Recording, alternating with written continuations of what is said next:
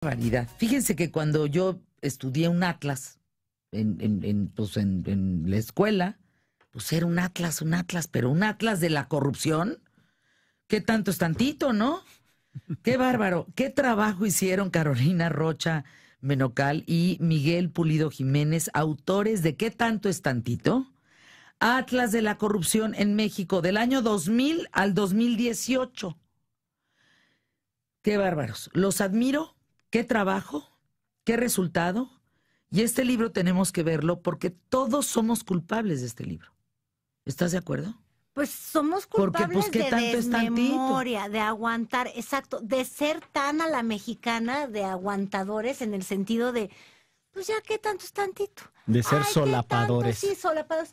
Pues que ya me clavaron. Y hemos sido aguantadores estoicos de corrupción. Nosotros poníamos en el libro, Fernanda, y gracias sobre todo por tenernos contigo en tu programa y con todos tus radioescuchas, poníamos que hemos pasado de la nota roja a la nota sucia, porque todos los días ya no nada más es el asunto de la violencia, es el asunto de que alguien se robó algo y entonces todos nos ponemos chismosos, se arma el gran chisme en las redes sociales, los odiamos, los detestamos, pero luego como ya llega el próximo corrupto, pues ya se nos olvidó. Llega el nuevo escándalo, ¿no? Y ya en la avalancha de escándalos vamos perdiendo memoria. ¿Cuándo se sientan, Carolina, Miguel, a decir, oye, esto lo tenemos que dejar en un libro, esto no puede perderse en la memoria de los mexicanos? Esto tiene que ser algo tangible. Mira, cada uno traía su propio proceso de reflexión, pero la anécdota, que es muy simpática, es que un día nos encontramos caminando ahí en la calle, así como un día soleado cualquiera, y Caro venía con sus perritos y yo traía ahí en la mochila, y me dijo, Pulido, tenemos que hacer un libro sobre la corrupción porque esto está durísimo y nos están saqueando el país. Y en función de eso, yo tenía una base de datos de corrupción y Caro tiene una potencia imaginativa, pero después tiene el talento de ejecutarlo. Porque igual en nuestras cabezas pasan muchas imágenes, claro, y muchas locuras muy, no sé, sofisticadas o bien dibujadas. Bueno, Caro, no que ella dibuje, pero tiene el talento de comunicar y hacer ejecutable lo que pasa por su cabeza. Y entonces, pues el libro fue un poco esa mezcla de intereses, de la necesidad de contar lo que está pasando en el país, pero con otro estilo, con humor, y con el humor no renuncia, cuando uno opta por el humor no renuncia a ser agudo y a ser crítico. Y a ser serio. Y a ser serio. Sí, y a la investigación. Entonces ahí juntamos eso, ¿no? Una base de datos extraordinaria, revisión de documentos públicos y esta onda de querer comunicar con la gente de manera directa. A ver, de decir, hay que hacer algo por México porque esto de la corrupción ya no es posible. Hagamos un libro.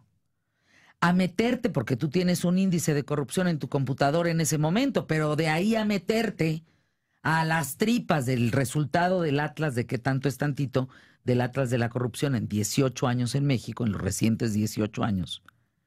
Pues qué tanto encontraron. Porque de decir ese México corrupto, porque pues viene el ratero de Javidú, ¿no? El corrupto de Javidú a la mente. Hasta lo hicimos milagroso, fíjate, pusimos unas estampitas para quien quiera de repente decir, pues yo creo, quisiera el bien del enriquecimiento inexplicable para mí, que se me multiplicaran las casas. Bueno, hasta hicimos estampitas de estos milagrosos Javidú, como tú muy bien dices, y algunos otros corruptos muy emblemáticos, gobernadores que están ahorita siendo perseguidos o que están prófugos, ya tratándonos de reír, pero qué difícil reírnos en el fondo del país que sí es nuestro y que a mí por eso me gusta mucho la portada del libro, pero se lo están comiendo y nosotros tan felices viendo cómo somos pues sí, ¿verdad? Somos el buffet que se comen y qué es lo que nos va a quedar luego a los mexicanos. O sea, de ese índice que tú tenías en tu computadora, a meterte a la investigación del Atlas, ¿qué proceso vives? Mira, hay náusea, ¿no? Sí, o sea, hay mucha frustración, hay enojo. Yo creo que el libro también logra proyectar esa indignación ciudadana que se siente, pero también me parece que el proceso de ir ordenando la información te va dando, en alguna medida, también te va dando la esperanza de que esto no está dictado por decreto o que este no es un destino al que no podemos renunciar. Es un destino que nos repiten que es inamovible, pero creo que el hecho de que hay una conversación pública el hecho de que la gente esté cada vez más en el hastío, el hecho de que en las campañas políticas la corrupción ya sea un tema central, te habla de que la gente por lo menos en algo quiere remover las cosas. Entonces, del hastío a la esperanza, hay un paso de ida y vuelta muy singular. O sea, el proceso de escribir el libro, nosotros decimos entre broma y en serio que la disciplina que te impone la editorial ayuda mucho, porque a veces le tienes que meter estrictamente método de escritor y tienes que cumplir el contrato profesional. Pero otras veces te dejas ir con la tripa y otras veces te dejas ir con esa asimilación de lo que te dice tu entorno, tus amigos, tu familia. Y entonces el proceso de escritura no es mecánico.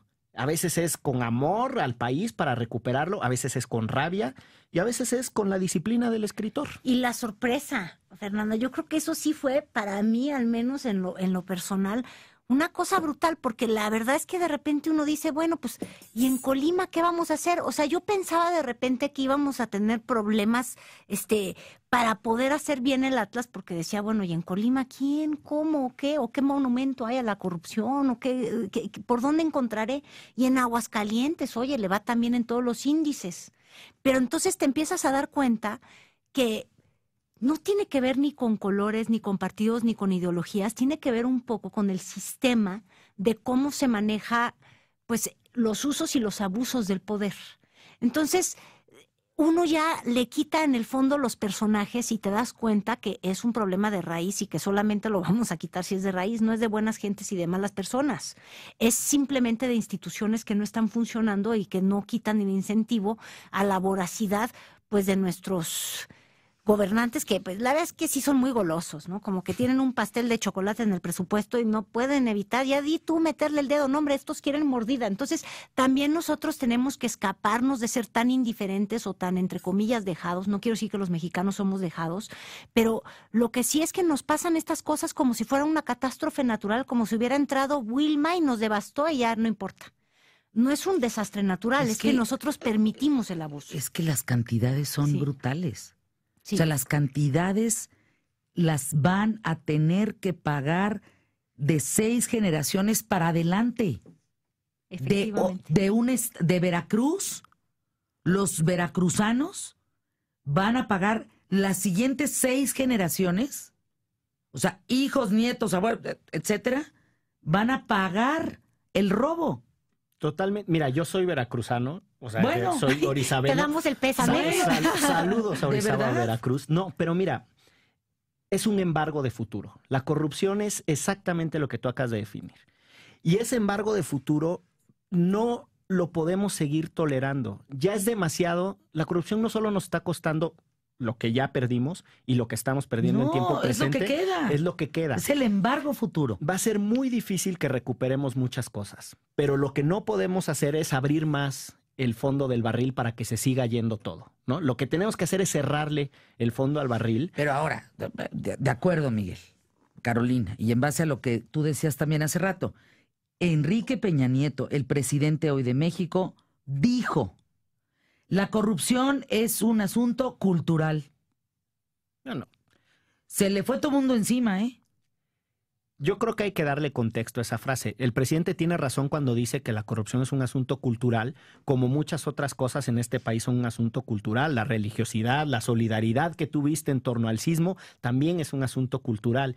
Pero no es una sola cosa lo que define a la sociedad. No es un destino manifiesto, no es un destino. No, y es la una otra condena. cosa es: las personas que están en un cargo público no pueden asumirse como parte de los problemas y decir, pues la dejadez es un asunto cultural, por eso yo soy un presidente municipal dejado.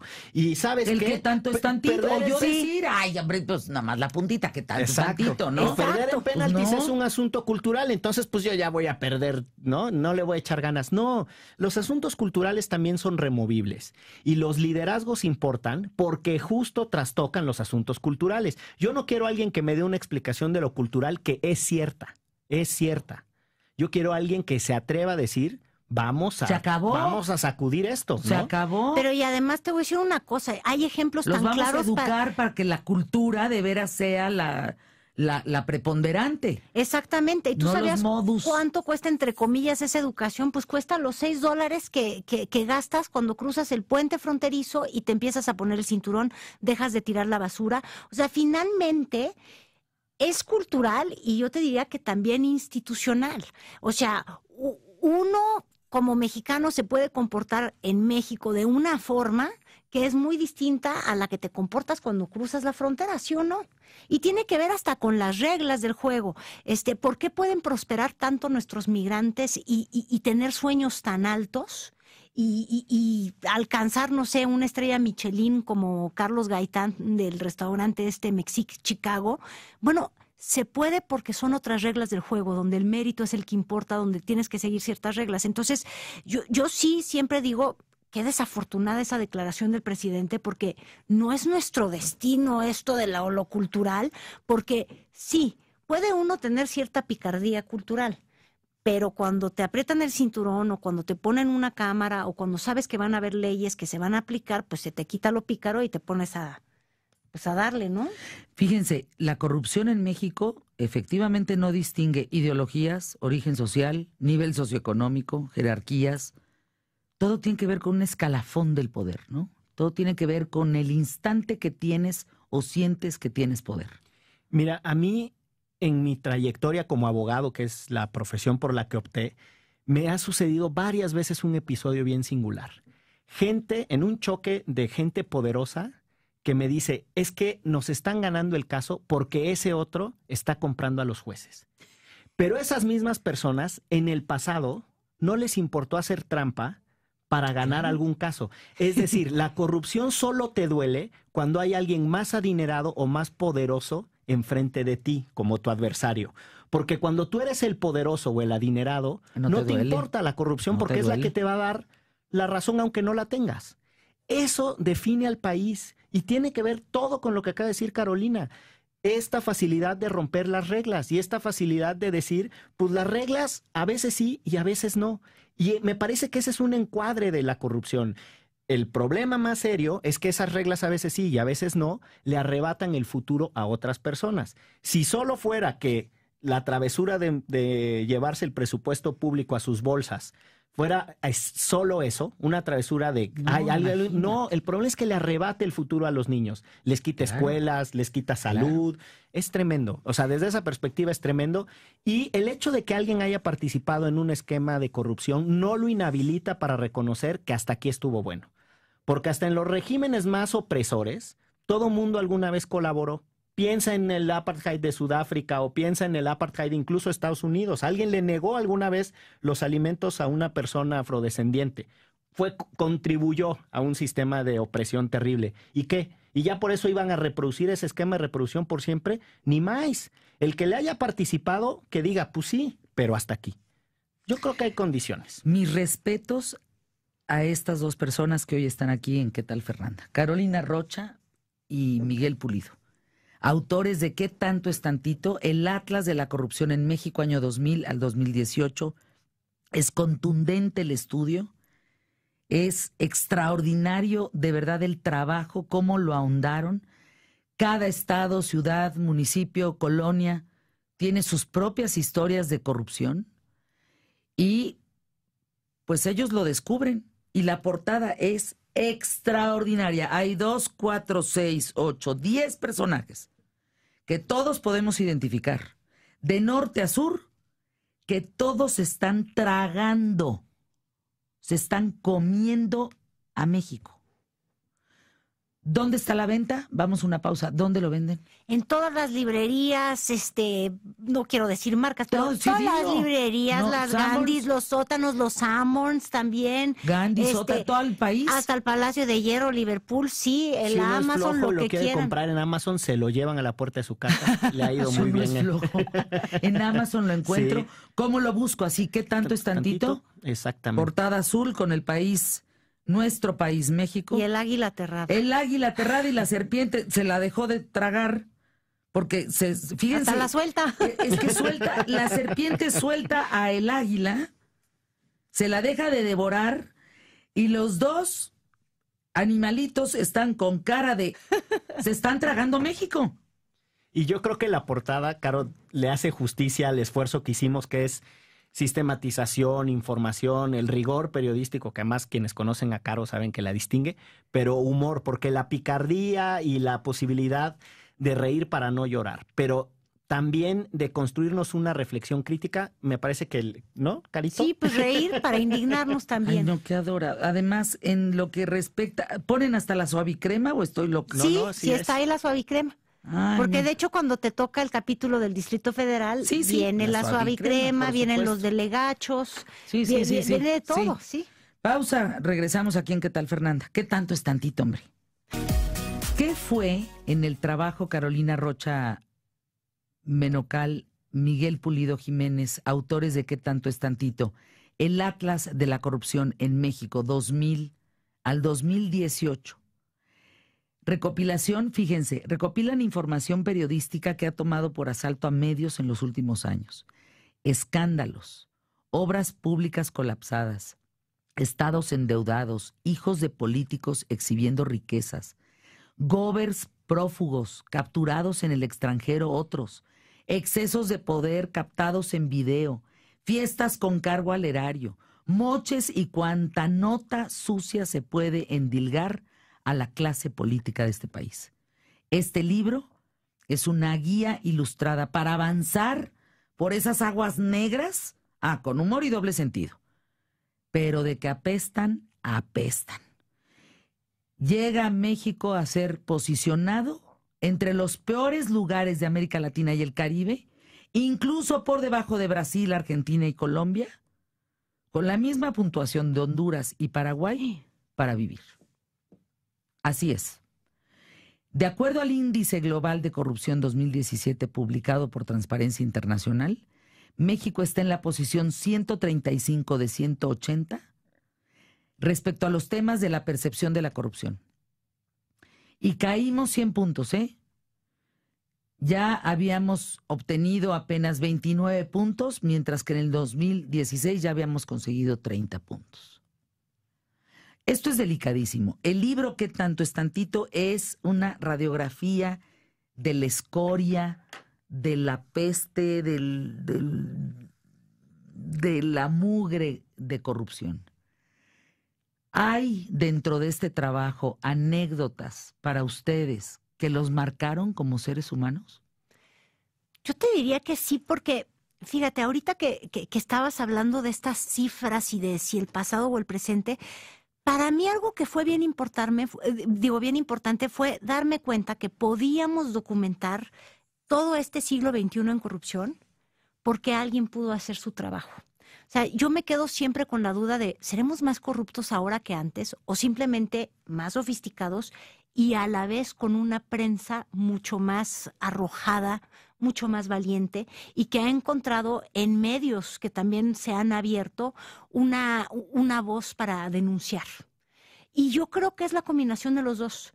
Entonces, es de alguna forma un homenaje a un México que me llena de esperanzas, porque en la época, yo sé que siempre repito la frase, mi querido Pulido, pero si piensas en la época de José López Portillo, cuando decía que no te pago para que me pegues, te habla de cómo nadie podía ejercer esta profesión tan fantástica que tenemos nosotras y Miguel del periodismo, porque simplemente tu trabajo jamás iba a llegar a la luz. Entonces, para mí yo creo que eso es lo que más me da alegría. Es una alegría y una tristeza a la vez, no sé cómo explicarte. Por un lado, estar admirada del periodismo de nuestro país, de lo que hemos avanzado, de cómo se ha abierto la sociedad mexicana y cómo hay medios que no paran y que han decidido hacer esto su causa. Y por el otro lado también las valientes. lágrimas de decir, híjole, pues tienen que haber valientes que están reporteando esto porque esto sí es reporteable, porque hay pura cuchinada, porque se han sofisticado, porque las cantidades en millones de dólares, pues sí, se multiplican como se ha multiplicado el PIB de México o como se ha multiplicado el presupuesto. Del tamaño del pastel es el tamaño de la corrupción y en ese sentido, el pastel mexicano es enormísimo, cada vez más grande, y yo no sé si los grupos políticos cada vez más chiquitos, porque hasta Fernanda, cuando tú ves ahí los personajes que circulan, cuando empezamos a escribir el libro estaban en un partido, pero hoy ya están en otro, ¿eh? Y muchos ya están contendiendo. Entonces tú dices, lo que estás diciendo. Estos mismos son los mismos que siempre se reciclan. Entonces son cada vez menos y se quedan con el pastel. O sea, son los mismos. Sí, nosotros, por ejemplo, hicimos la galería de charros sindicales porque era disciplina poner a Napoleón Gómez Urrutia pensando que era un acto de pura disciplina. Pero de repente, el personaje, ya cuando había entrado el libro de impresión, se nos convirtió importantísimo porque va para el Senado. Y lo mismo con algunos delegados, ¿no? El de Tláhuac o Romo, que estaba en el PRD y construyó su mal nombre en el PRD, pero pues ahora ya va por Morena. Y así nos fue ocurriendo, ¿no? Pablo Salazar Mendiguchía. Yo sentía que eso era el pasado más que pasado, hace tantos gobiernos en Chiapas. Bueno, va por Independiente. Yo creo que son cosas que dices solo en México. Qué fuerte lo que estás diciendo. ¿Dónde estamos parados, Carolina? Ay, qué fuerte. En México. Es que fíjate que eso son los mismos, pero desde otras trincheras. Sí, se reproduce. Es como el carrusel, ¿no? Un ratito lo ve pasar uno y luego regresa el mismo, pero ya viene con otro montado encima del caballito. Y luego pasa otro y otro. No, es todos los partidos. Hay una circulación y ya hay una idea que nos inspira a nosotros en el libro. La frase es de Caro, pero la hago mía, que es: la ciudadanía tiene momentos de poder. Tiene sus pequeños espacios, ¿no? Para el ejercicio del poder. Sí. Y para nosotros, y esto es ya lo que yo le agrego, o sea, la idea es también llevarle información que le sirva. Si alguien es militante de su partido político, no se tiene que callar todo. Lo que hace a la democracia tan importante es la posibilidad de pelear lo propio.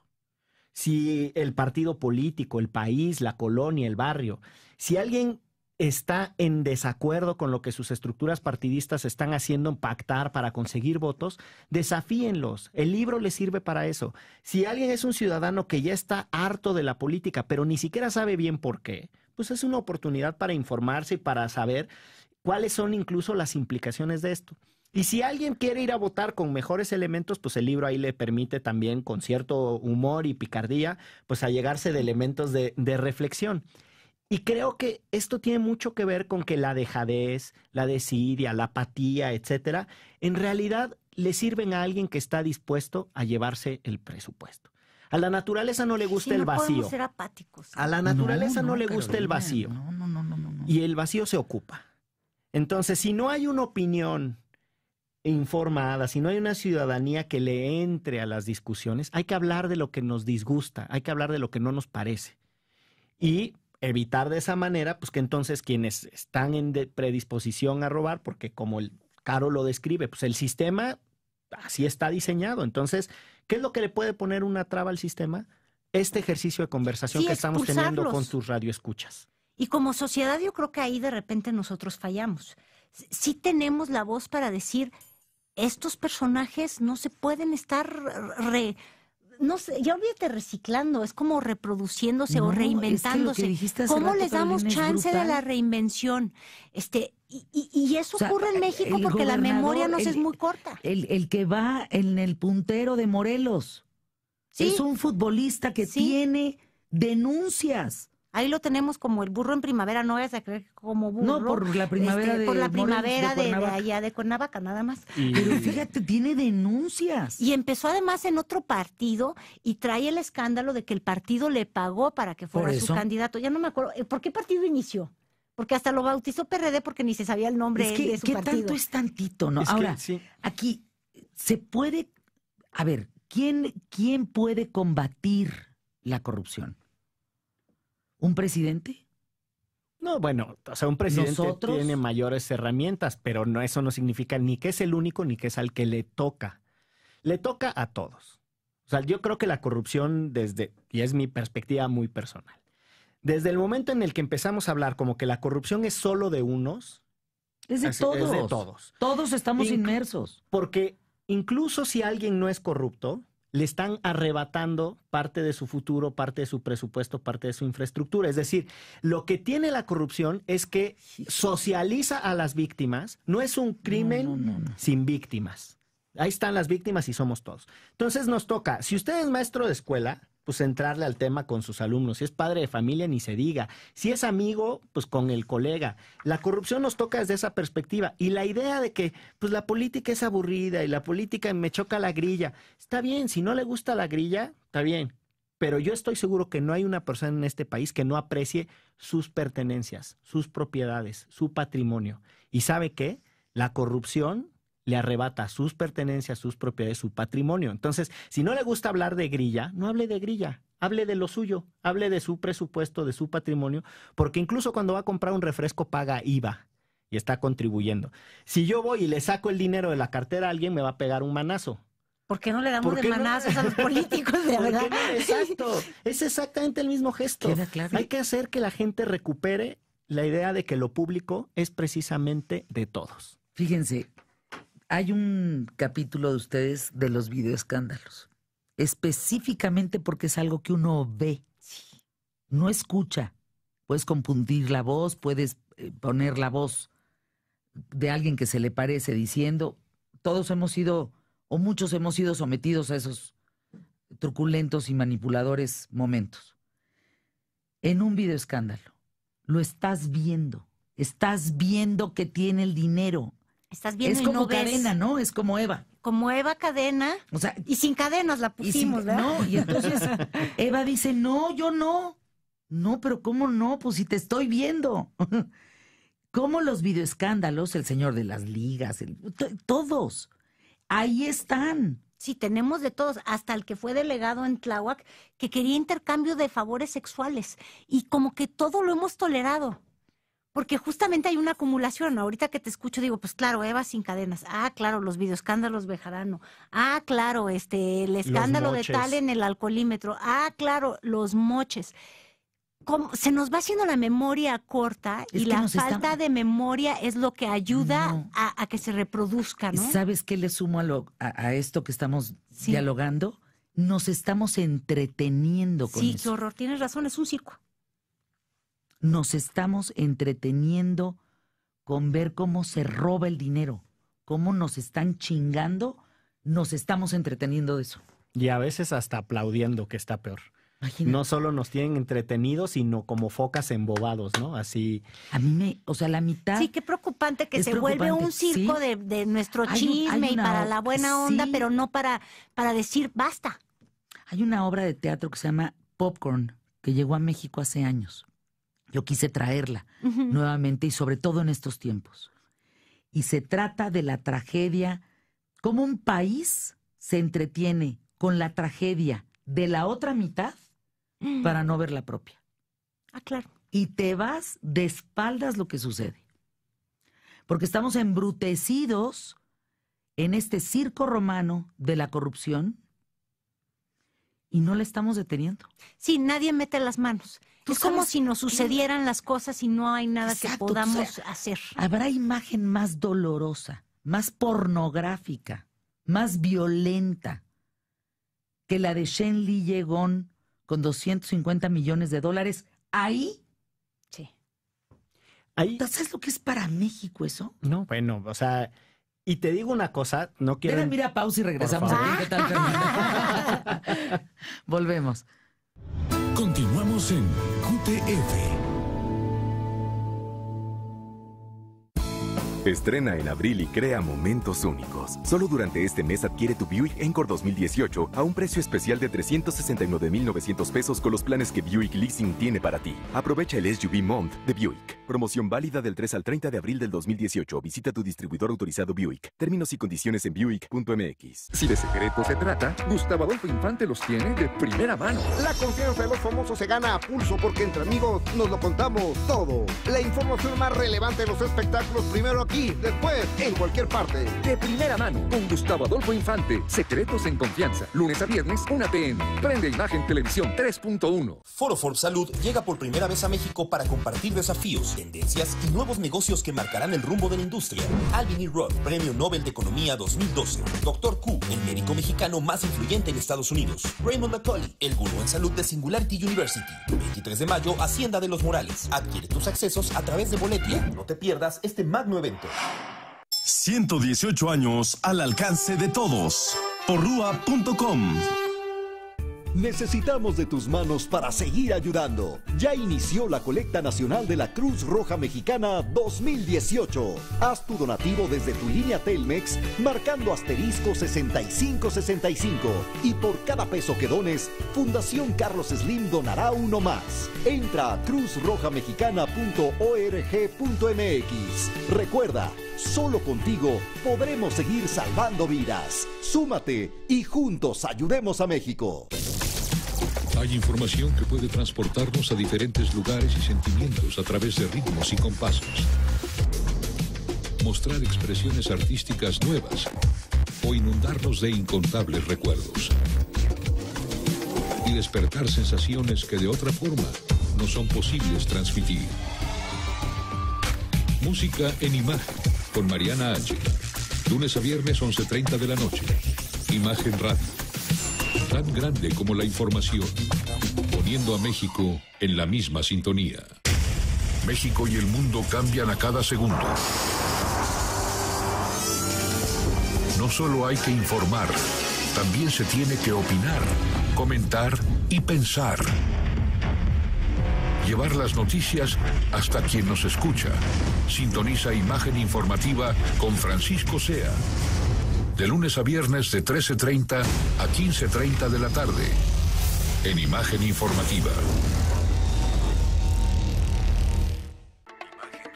QTF en Imagen Radio. Poniendo a México en la misma sintonía. En la misma sintonía. En la misma sintonía.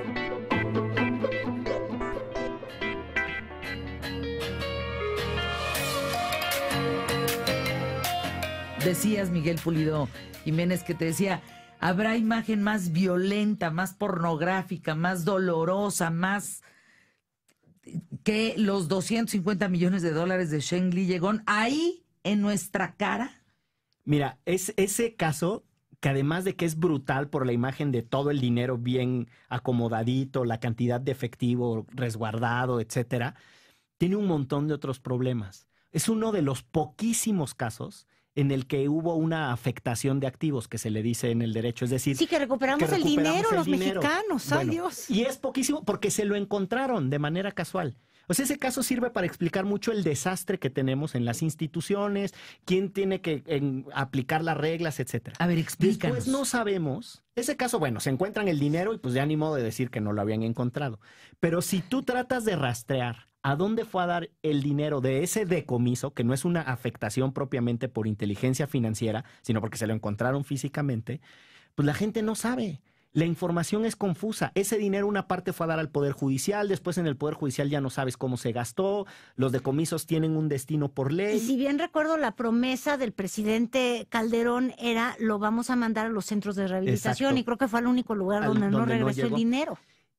Después tomas ese caso y lo contrastas con otro en donde no hemos visto los billetitos así acomodados, pero sí sabemos que existen las mansiones, las casas o las cuentas de bancos. Imagínate el dinero que se robó Javier Duarte, no, 30,000 millones. Mira, los datos de la auditoría sobre dinero no comprobado, etcétera, más o menos arrojan 70,000 millones en distintos años, asumados. Eso es lo que la fiscalización dice, no supimos, no pudieron comprobar, no tal. Pero la verdad es que es mucho más complejo, porque no sabemos cuánto fue parte de un intercambio de dinero, es decir, eso es lo que desaparecieron del presupuesto. No sabes cuánto recibieron por fuera por hacer cosas indebidas.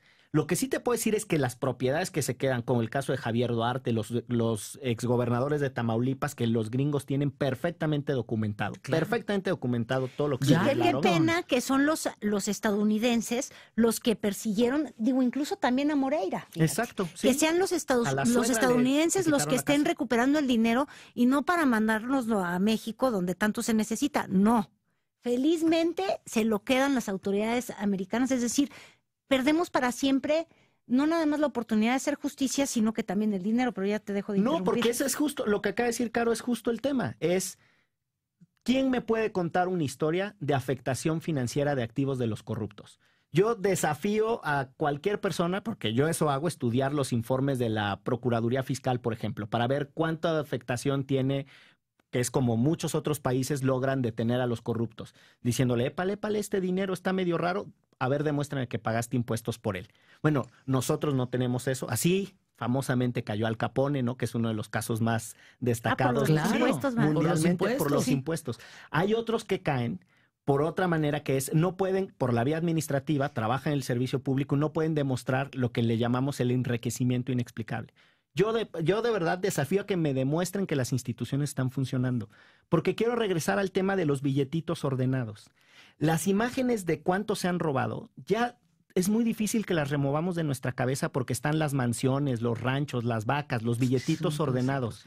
Lo que no hemos logrado hacer es que ese dinero regrese a las arcas públicas y que ese dinero deje de irse en la siguiente ocasión por la misma vía. Claro, es que era lo que yo decía y digo siempre en este micrófono. Por mí que le dé diabetes, que el solecito no le da, que le duele la cabeza, que está... Se le hincharon los pies. Por mí, mira, de verdad, regresa el dinero, ya luego te atiendes, cabrón. O sea, pero regrésalo. Regresa que me fui a Londres porque me lo merezco. Regresa el dinero, caramba.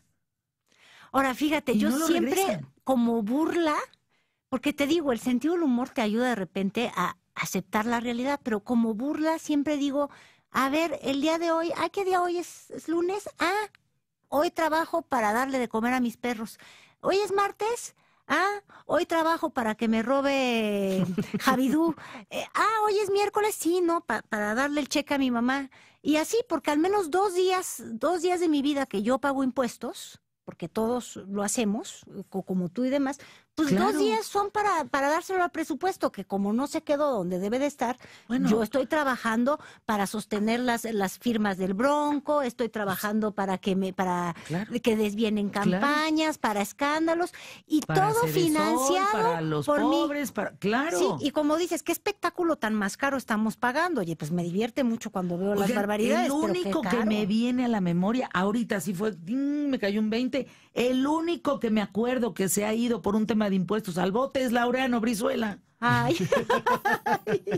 Y a Juan Gabriel que nos lo querían perseguir, ¿no te acuerdas? Y a Juanga que lo andaba persiguiendo. Y Paquita la del barrio. Y Paquita la del barrio. Oye, el caso del Bester inicia con un tema fiscal, con un tema de la Procuraduría Fiscal, que es un tema que tiene muchas implicaciones ahí de litigio. La verdad es que la Procuraduría se echó como un lance muy interesante de investigación, acusación, etcétera. Pero para decirlo sencillo, ha perdido. Hoy día, el Bester, de las 3 acusaciones que tenía, ha ganado 2. O sea, ya en 2 de los 3 juicios, es que te voy a decir ya les dijeron que no era cierto. Te voy a decir el problema, y conozco re bien al abogado, a Marco del Toro. Sí. Te voy a decir la bronca. Como en el caso del Bester, como en el caso de la francesa, como en el caso del Javidú, como en el caso de Medina, como en el caso que quieras, no se siguen los protocolos adecuados.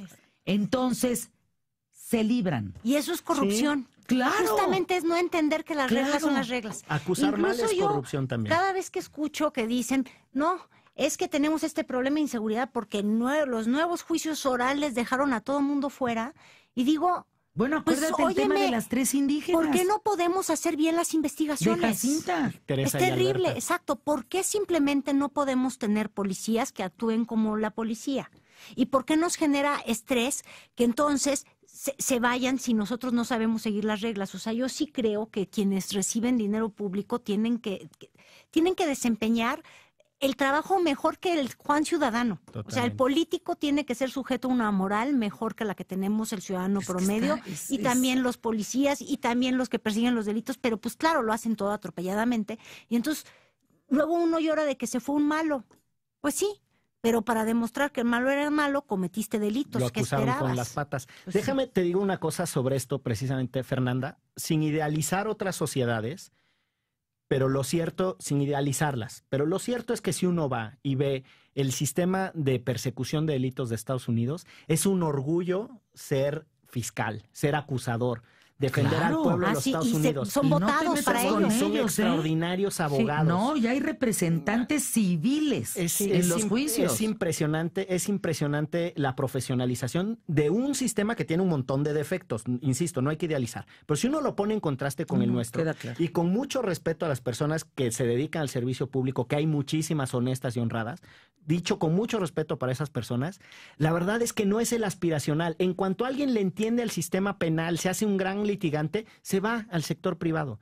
Y yo tengo amigos que son extraordinarios litigantes que me dicen, en la PGR jamás, no tenemos a los más sofisticados, inteligentes, capaces y valientes personas persiguiendo a los delitos.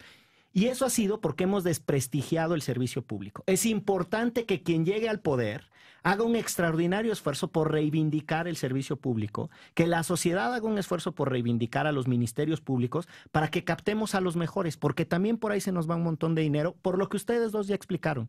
Acusamos con las patas y los malos salen corriendo. Es que salen por patas. Salen por patas. Bueno, que se te pele el Chapo. ¡Qué metida de pata! Ya viste, justamente, las patas no las dejamos de meter. ¿Saben qué le pregunté? ¿Qué? ¿Saben qué le pregunté a Arely? Arely en su momento estaba en Arely Gómez, que en su momento era la procuradora. ¿Me podrías contestar qué le estabas viendo al hoyo? ¿Se acuerdan la imagen? Sí. Dije, como si fuera a salir por ahí el tipo, mano. O sea, neta, ¿qué le estabas viendo al hoyo? Es un retrato. Es una imagen de la ineptitud de repente. Es una imagen brutal Sí. lo que estoy diciendo. La pregunta tiene mucho fondo. Sí, muchísimo. ¿Me brutal. podrías decir? Yo te tengo una pregunta nada más, Arely, querida. ¿Qué le estabas viendo al hoyo? ¿Y qué respondió? No, la agarré en curva. ¿Sabes qué yo creo? O sea, Pues estaba es que, montando un show. No hay respuesta. No hay respuesta. Yo creo que montando podrías una hacer esa pregunta en un montón de otras. ¿Qué le estabas viendo al hoyo? ¿Qué le estabas viendo al hoyo, mano? O sea, hasta me gusta como para emplazar a alguien cuando hace una torpeza de explicación de lo público. Y mira, hoy no tenemos procurador, no tenemos fiscal anticorrupción, no tenemos magistrados del tribunal administrativo que tendría que perseguir la corrupción. No te quiero contar el desastre que son los tribunales en los estados, porque hemos logrado construir un desprecio por lo técnico y hemos logrado pensar que a este país lo va a salvar solo la política y la discusión política. No, ser ciudadano también es echarle un ojo. Por supuesto. El libro trata también de hacer ese esfuerzo medio didáctico, decir, aquí el juicio se ganó, se perdió, esto fue así, esto fue así, para que la gente también recupere una cosa de que la política es mucho más compleja del que trae el micrófono y anda haciendo promesas. La política también es que los tribunales funcionen. Y para este tema, eso es medular. Y que nosotros seamos buenos ciudadanos, ¿eh? Sí. Porque estamos re buenos para exigir los derechos, pero ¿y las responsabilidades? También. ¿Y las obligaciones? Yo los felicito, Carolina Rocha, Miguel Pulido. ¿Qué tanto es tantito? Es una obligación para México. Este Atlas de la corrupción en México del 2000 al 2018. Regresen cuando quieran. Ay, gracias. Muchísimas A mí gracias. me parece que podríamos ir destazando, ¿no? De alguna manera todo este tema, porque no puede ser, que hasta el presidente dice que es cultural. Por Dios. Entonces, ¿dónde estamos parados? Exacto, ya no hagamos nada, como es cultural. Ya. Y además tiene una frase, nadie puede lanzar la primera piedra. No, como bueno. es cultural, como yo alguna vez di un moche, entonces ya no puedo decir nada de que se robaron todo el presupuesto. Pues no funciona así. No debe de funcionar así. Gracias, los felicito. Mil gracias. Y enhorabuena. Gracias por la oportunidad. Van a ser bestseller, que llegue a todos lados, que tanto es tantito. Muchísimas Ojalá. gracias. Cómpranlo, Fernanda. por favor, cómprenlo. En Amazon, si están de flojos, que como dice Baquetones. Miguel, de baquetones, con mucho cariño y mucho respeto. Ay, se antoja estar de baquetones de repente Ay, comprando ahí en Amazon, qué rico. Que le vas a un montón en las cajas. O en Sanborns, en cualquier librería, están en Gandhi, en fin, en todos lados. ¿Qué tanto es tantito?